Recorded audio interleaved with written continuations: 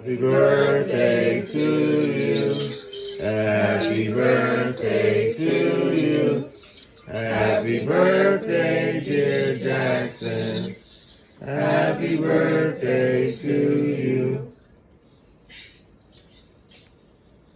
That one candle's about to disappear. Okay, guys, today's August 9th, and on Sunday, I was on my way back from New York, and I was on the train. I wasn't even on the train, I was on the bus, and a whole lot of thoughts flowing through my mind. You know, I was feeling really emotional because I'm about to be 20, 10 days. So, yeah, it was just a lot of thinking, a lot of reflecting. That trip was one of my many happy birthday gifts to myself. And I pulled out my phone and I just started writing a list of things that were positive about this year. So I was like, and I was gonna name it. I realized, you know, this could be a poem. I was just gonna name it To My 20s or something like that. So I'm writing. You know, I think the very first thing I wrote was, this isn't in order. Okay, right here. The very first thing I wrote was to trusting my nose. And then I just kept going to rewriting narratives, to letting go for good, to settling in my softness, to letting my guard down. You know, it's kind of like, you know, just things that I'm proud of myself for. And I just kept going, like thinking about all the good things that happened during year 19, which feels like it went by super fast. And I don't know, like this was an amazing year. And you know what's funny? So I ended up putting the first line as to not crying on my 19th birthday. And every year on every birthday, I always cry. It's just, wow, I'm older, but whatever. You know, I'm like, wow, all that has happened. I'm thinking about it, I guess. But on my 19th birthday, I didn't cry. And I'm thinking, me taking this as a sign, I'm like, and it was just a lot of messy stuff going on around that time. So I'm just thinking, I don't know what's about to happen year 19, but this is not looking good. Meanwhile, that doesn't even mean anything, you know? I guess it's a little tradition, crying. Anyway, so I just started writing all of the positive things, positive experiences, and it was just gonna be a list. It was really just gonna be a list, and I was just gonna call it To My 20s. But this isn't necessarily To My 20s, so I'm like, okay, I'll call it Ode to 19. And a whole lot of my pieces come from pain, which is a beautiful thing. But this one comes from the good feelings. Even if everything I named didn't feel good in the moment, it all created something beautiful. It all created who I am right now. Yeah. So this piece means a lot to me already. I knew I wrote a lot, but seeing it printed out was like, okay. So this is just the beginning. We're gonna call this a rough draft. And you gotta trust the process. You gotta love the poetic process. So, yeah.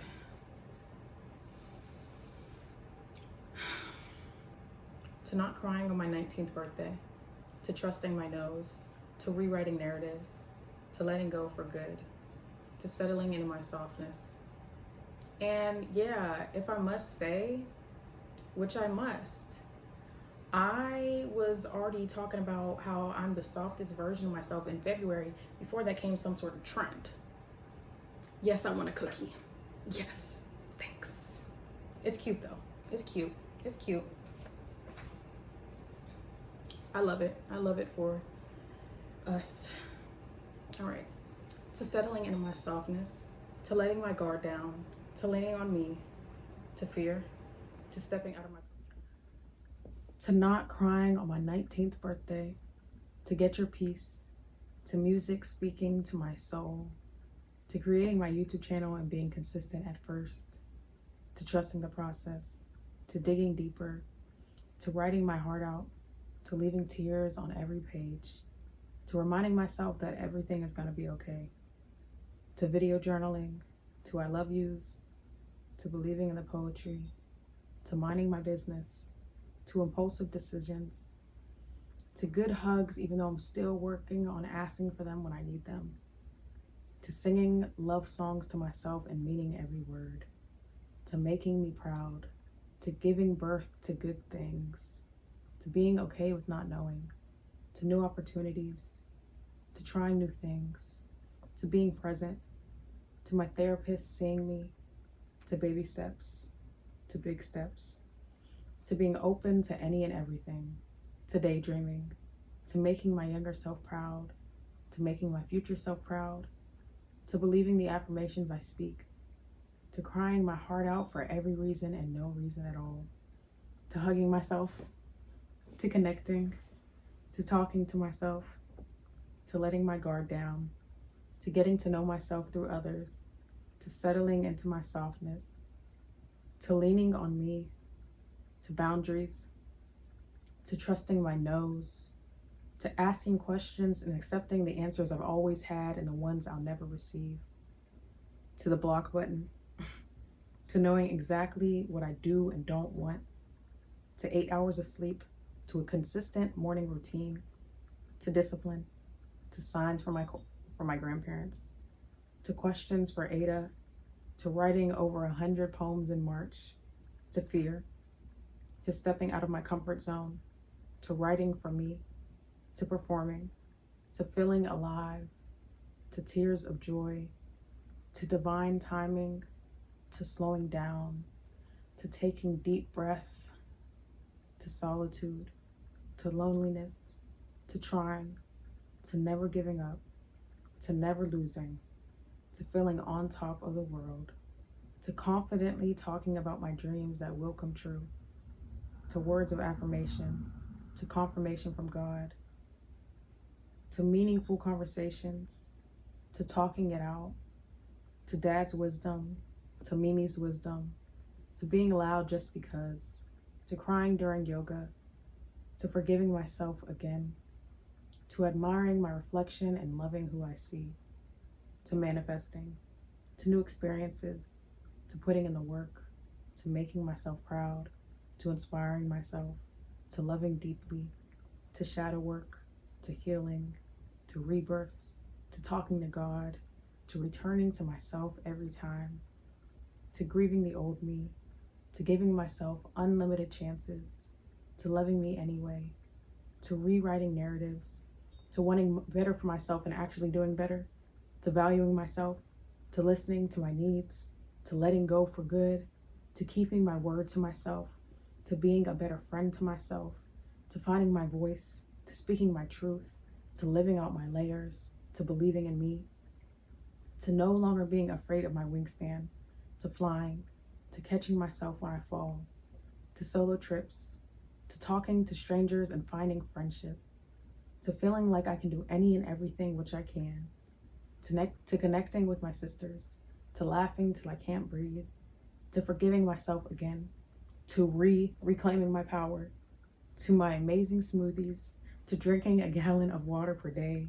to doing whatever I please, to changing my mind again and again and again, to seeing hearts in the sky and everywhere else, to spoiling myself a little too much, to working hard then hardly working, to dressing up because I feel like it, to realizing red and yellow look amazing on me and needing more than just earth tones in my wardrobe, to finding exactly what I'm looking for, to quality time with family, to playing badminton in the park till 2 a.m., to adding to my bucket list and checking things off, to putting me first, to setting myself free, to spoiling myself a little too much, to acts of service, to being my biggest fan, to reassurance, to friendship, to love, to taking up space, to win after win after win, to winning whatever God wants for me, to following my lead, to releasing all of my yesterdays, to holding my hand through it all. Thank you for listening. This is chapter 20. I'm officially here. Feel like I've been here before, but here we go again, I guess. Okay. I was talking to my friend Ari recently about how I think of the past versions of myself, the different versions of myself, every old me as my little sister. Looking back, I think of all of them as different. You know, there's, for example, maybe 7-year-old me, then maybe 9-year-old me, and I think of them as all of my little sisters, right? And I mean that in a way that, you know, you look back and you want to make your sisters proud, and you want to be the one that they could look up to, because you know you are older and you are wiser and still growing, but you don't care to be perfect, but you want to be a good role model. You want to be good for them. And I think back to my younger selves as my little sisters, in the sense that I'm the big sister in a sense. And also in the way that it's like, there have been so many different versions of me. And, you know, you can outgrow a version of yourself, but it's like, I guess I think of it as when I become a new version of myself, or I outgrow an old version of myself, there's been times I've grieved who I was. And it's like I'm getting a new set of wings. And I'm gonna miss my old set of wings. And no set of wings is more beautiful than the other. It's just that you miss the old set of wings because you know that you've gone through so much with it. And I think of all the old versions of me, like, and I kind of get sad because it's like, wow, I'm not her anymore. Meanwhile, they're inside me. And it's not like, I guess I've always thought of it as if I'm always letting them go. But I've gotten reminders recently that I'm not too far from everyone I used to be in all the best ways. All that I'm leaving behind is what no longer serves me, what I don't need, who I don't need to be. I'm not leaving behind all that I am. I'm just becoming a better version of myself. And my ear's itchy. It was when I was on Google Photos and I saw, I think it was like a 13, 12, it was either 11, 12, or 13-year-old me dancing in my room. And I sent it to my sister, and she was like, "This is Jackson." I sent it to Belle. She was like, "This is Jackson. This is Jackson." I just thought it was so funny because it was a funny video. It was like me trying to be like contemporary dancing, but like with all the soul in the world. I just put my whole soul into that dance, and it was to some Adele song, but I just thought that was so funny. And her response to that as well. But also, I found a poem that I wrote in 2014, and I would like to share it. It's called "This Is Me." I like to be myself and walk around. I like to be fun and have loud sound. I am a great person, as you can see. I do like some people, and I really like me. You can't tell me what to do, what to look like, who to be. You may know me, you probably don't. You can try to know me, I don't care. If I don't like you, which I probably don't, you can stay away from me. I can do more than you think. If you have a problem with me, that's too bad. I like fried chicken with hot sauce. I love hot sauce. I love dogs. I normally talk loud. If you have a problem with that, that's too bad, because that's just me. I like to listen to music. If you wanted to know me, good. Try to be me? No, that's not how it works. I am me, and this is me. And I got emotional reading that because, one, I didn't know I had that poem. I had remembered I was in Fame Academy and we had some poetry class. I don't remember the name of it. And the teacher was Mr. Grits. And we had to turn in poems. Anyways, I found this. I went to check my email to see if I had sent him any. And this is what the only one I had found. And I just thought that was amazing, because just to see my growth, but also this is so me. This is me.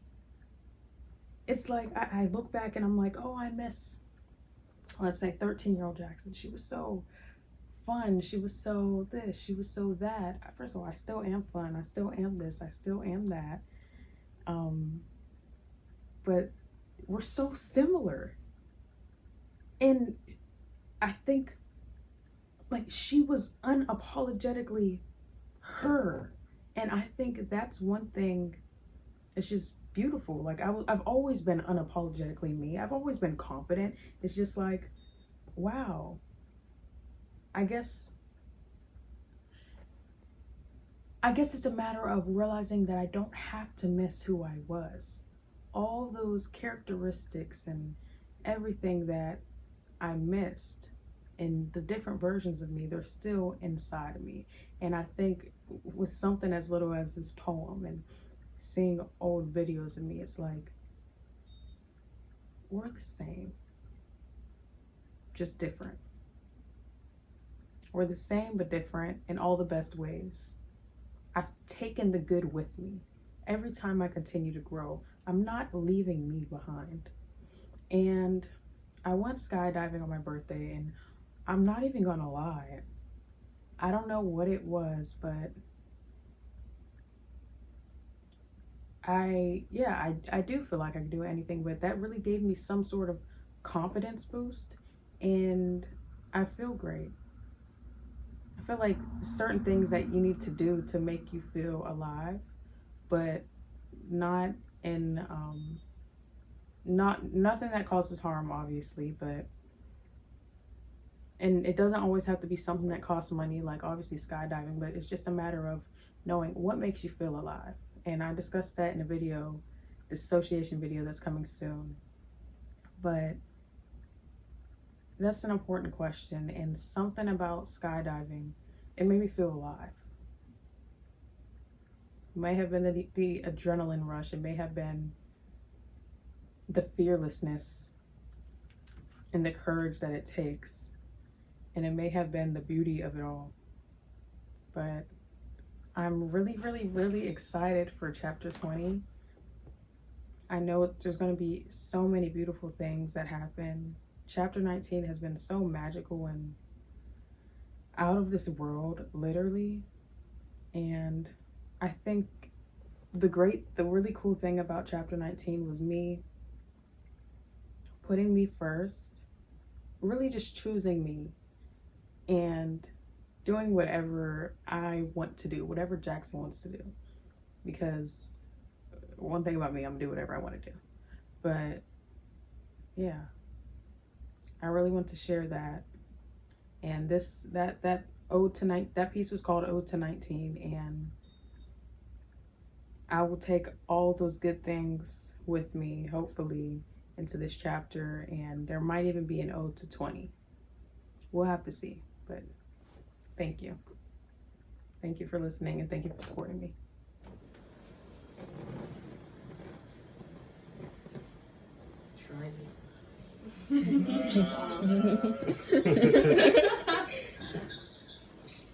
Wow. Yeah.